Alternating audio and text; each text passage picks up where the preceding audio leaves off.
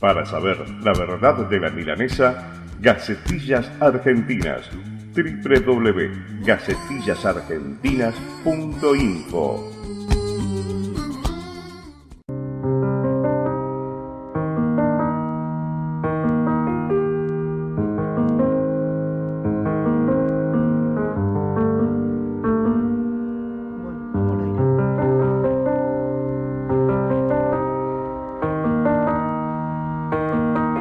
En Contrapuntos, entrevistas, diálogos para pensar. Nuestro primer entrevistado de hoy es Raúl López. Raúl López es secretario general del SUTEBA, o sea, el Sindicato Docente de Buenos Aires, en este caso de SUTEBA Bahía Blanca, que ahora está en Buenos Aires, en Capital Federal, pero él es de Bahía Blanca. ¿Qué tal, Raúl? ¿Cómo te va? ¿Qué tal? Buenos días. ¿Cómo andás? ¿Bien? Muy bien. Bueno, ayer hubo una nueva reunión entre el Ministerio de Educación y la CETERA y los otros sindicatos nacionales, un tira y afloje hasta ahora por el salario inicial docente 2.700, 3.000 pide los sindicatos. ¿Cómo estás viendo esto de la paritaria y el comienzo del año lectivo? Bueno, en realidad nuestra visión es poco alentadora porque tenemos que tomar en cuenta primero que los salarios docentes tienen un atraso con respecto a la inflación en el año 2011. Los reclamos de muchos seccionales de la provincia de Buenos Aires a mediados de año tenían que ver con eso.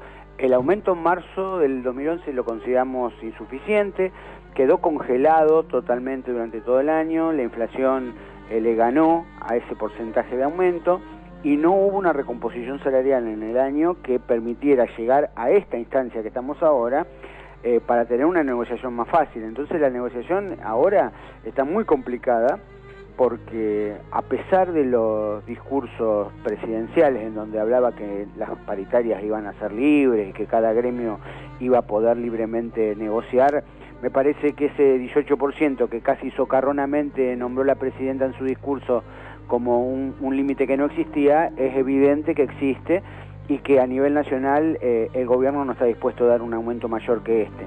Y que en el caso de los salarios docentes, que son salarios que ya estaban atrasados, resulta totalmente insuficiente. Yo creo que aún llegando al pedido de que hoy hace la CETERA de 3.000 pesos, me parece que eso sería exactamente la mitad de lo que hoy cuesta la canasta básica familiar. Bueno, la CETERA es una medida inconsulta. Ellos dijeron, bueno, pedimos 3.000 y pidieron 3.000 sin llamar nuevamente por lo menos a las distintas provincias, a la fase docente para decir, bueno, ¿qué tenemos que pedir o qué tenemos que incluir en un pliego frente al gobierno? No, porque además la forma que tiene negociar la CETERA es nefasta para algunas provincias, porque ese piso generalmente se termina convirtiendo en techo. Y en algunas provincias, por ejemplo las provincias del sur, Neuquén, la misma Santa Cruz, eso que hoy está pidiendo la CETERA ya está como salario, pero sin tener en cuenta, digo, esto también, ¿no? A veces yo estoy prestando muchísima atención a los discursos presidenciales porque tienen una base tan grande de cinismo y de frases hechas que la realidad nos muestra que es tan distinta. Digo, la presidenta dijo que los docentes de Santa Cruz son los mejores pagos del país. Olvidó un pequeño detalle, que el costo de vida de Santa Cruz es el costo más alto del país. Entonces, de nada vale que un docente gane 4.000 pesos si de alquiler tiene que pagar 3.500. Digo, estas son cuestiones que no se toman en cuenta. Lo mismo las negociaciones de la CETERA. La CETERA no negocia un porcentaje, sino que negocia un piso salarial en dinero de bolsillo. Esto no es representativo para las provincias y las deja en muy mala posición para algunas discusiones. Y en algunas provincias, en realidad, esto que la CETERA pone como base ya está ampliamente superado en sus provincias, pero porque además los costos de vida son distintos. Ahora se hace difícil, digamos, dialogar o negociar cuando el año pasado, al año de la muerte de Néstor Kirchner, la CETERA le hace un homenaje con Filmus, con Silioni, es decir, en conjunto prácticamente ahí, no te digo, sí, están los videos donde hay abrazos entre ellos, después, bueno, cómo salir a negociar con el patrón cuando vos lo invitas a tu casa a festejar, ¿no? No, es evidente que, como nunca, porque la CETERA siempre ha tenido una relación sinuosa con los gobiernos de turno, ha apoyado la alianza, ha apoyado al primer gobierno peronista, y ahora creo que en esta oportunidad, con este gobierno, ya no ni siquiera es velado el apoyo, es totalmente explícito, y podemos decir que muchas veces, tanto en la CETERA como en la CTA de Yasky, ellos son fervorosamente defensores del modelo. Entonces digo, si tu postura, si vos sos representante de los trabajadores, pero tu discurso representa al patrón, hay algo que está fallando. En este caso me parece que la CETERA ha tomado una posición muy progubernamental, entonces es muy difícil, primero, que sus representados le crean y se sientan representados, y segundo, una postura de fortaleza frente al patrón. Nosotros tenemos la gran sospecha de que el acuerdo ya está cerrado, que esto es una puesta en escena, en donde se pone una cifra de mínima y una cifra de máxima, y que se va a arreglar por una cifra intermedia, que a todas luces es insuficiente. Uh-huh. Esto, bueno, lo que hace, me parece que esto es que nos exige a nosotros, nos exhorta a nosotros a que construir una alternativa educativa y política en la Argentina, ¿no? Dentro de CETERA incluso. Sí, nosotros somos de la idea que las peleas hay que darlas desde adentro. Yo creo que lo que tenemos que tratar de lograr es de cambiar estas conducciones, tanto a nivel nacional como a nivel provincial. En la provincia de Buenos Aires hay un movimiento de oposición que creo que si corrige algunos errores puede llegar a sacar de su lugar de privilegio a Baradel, que hoy por hoy es el representante más de los patrones que de los trabajadores.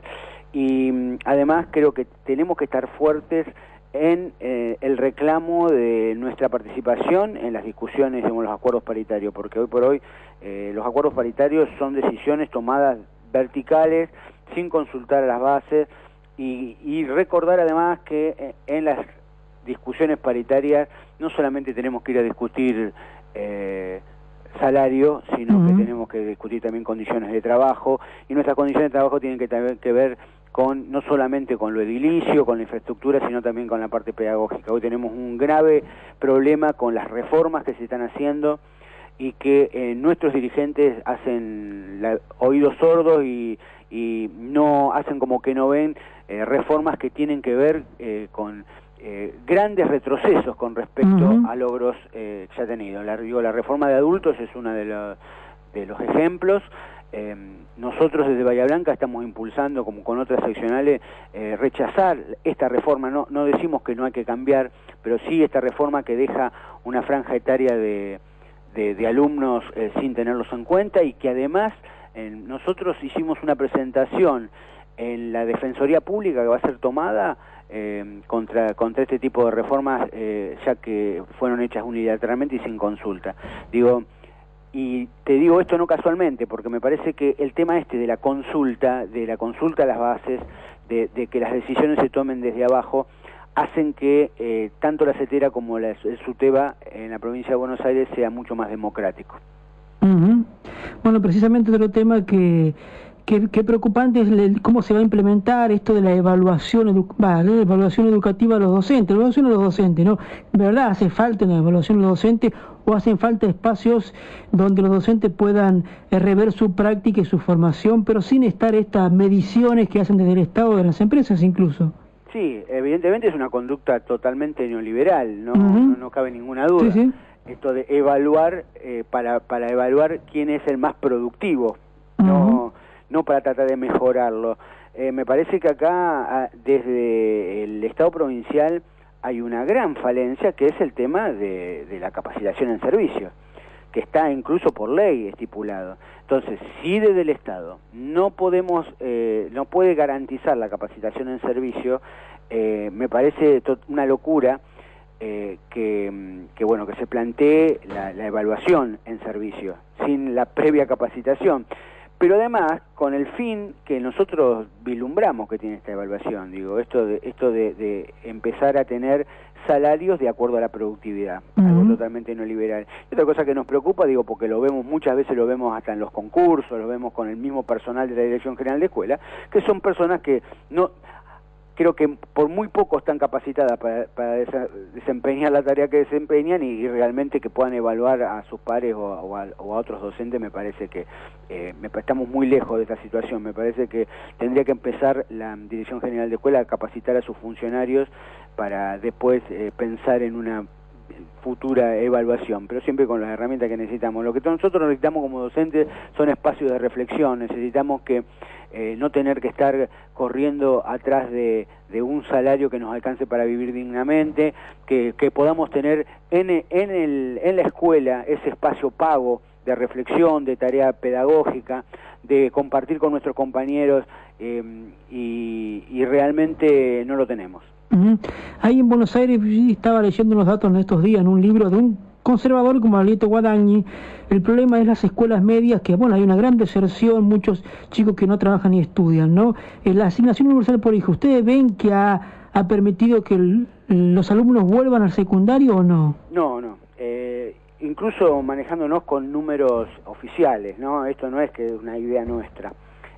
No hubo un gran cambio con la universidad. Nosotros celebramos esta asignación porque realmente en un país que venía devastado en su sociedad y sobre todo en los que más necesitaban, esta asignación fue un paliativo que consideramos también insuficiente y que hubiera permitido, si hubiera estado bien implementado y complementado con otras acciones sociales, la vuelta de aquellos desertores o el impedimento de la deserción en la escuela. Pero bueno, esto de hecho no se produjo, porque además las reformas que vinieron de la mano con esta asignación universal fueron reformas a medias, fueron reformas que no fueron completadas ni que hubo los recursos necesarios para poder implementarlo. Es decir, nosotros tenemos una reforma a nivel educativo secundario en donde se propone la obligatoriedad de la escuela secundaria, lo que a priori nos podría marcar que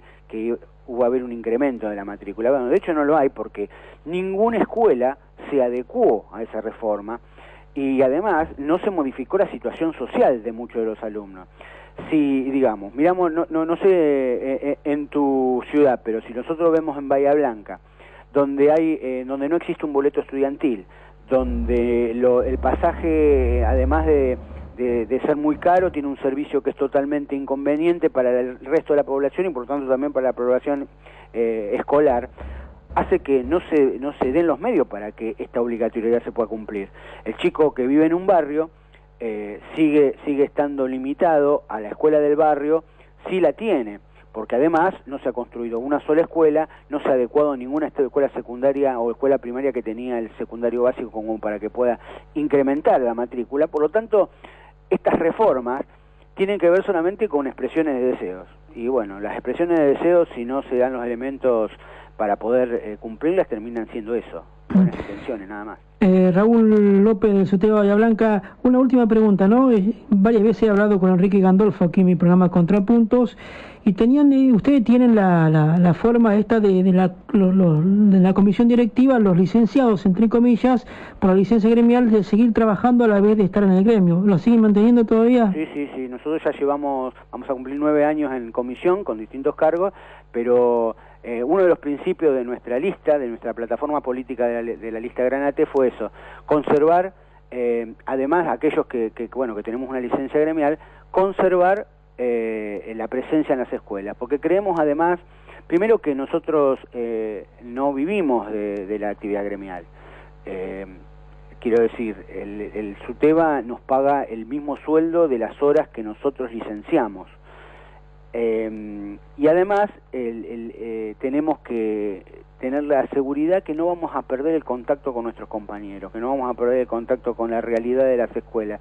Me parece que el gran problema de muchos dirigentes sindicales es que no conoce lo que pasan en sus lugares de trabajo.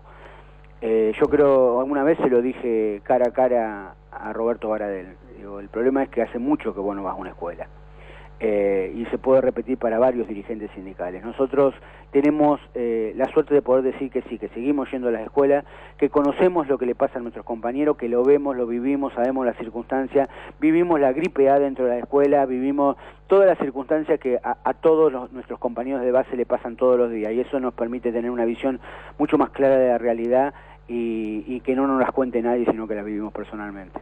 Raúl López, gracias por tu tiempo y hasta la próxima. Bueno, muchas gracias a vos por el espacio y te mando un gran saludo. Chau. Raúl López, docente, secretario general de SUTEBA Bahía Blanca. Lindo, eso es una herencia de Agustín Tosco, ¿no? Seguir trabajando y seguir a la vez con el cargo en el sindicato docente. Para conocer que hay otras realidades en la Argentina, ¿no?